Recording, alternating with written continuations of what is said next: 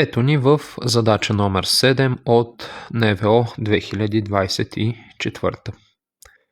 Така, задачата гласи следното. Стойността на израза 1012 на степен 2 минус 2000 по 1012 плюс 1000 на степен 2 е равно на.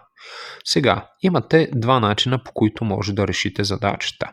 Първият начин е най-трудният, разбира се, а именно да почнете да умножавате 1012 на степен 2, нали, там да го повдигате на степен, после да умножавате 2000 по 1012, след това да степенувате 1000 на степен 2, да събирате, да изваждате и да стигнете до верният отговор. Това е единият път, не е грешен, но пак казвам, отнема доста време и шансът за грешка не е малък. Поради тази причина, нека да погледнем малко по-хитър вариант, по който можем да пресметнем задачата.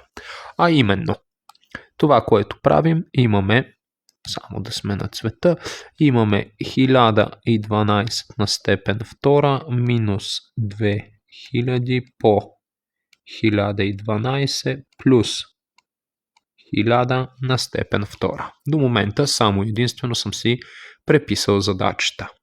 Това, което ми прави впечатление е, че цифрата 2000 мога да я представя като 2 по 1000 по 1012 да си го препиша. По този начин и другите две числа само ще ги препиша. Така. От тук насетне предполагам някои от вас, които са по-наблюдателни, вече са забелязали, че това е формула. А именно А на степен 2 минус 2 по ето го А плюс Б на степен 2. Съответно, това е формулата А минус Б на степен 2, което означава, че ние имаме 1012 минус 1000 на степен 2. Или получаваме 12 на степен 2, което е 12 на 2 без скобите, или 144 след сметките.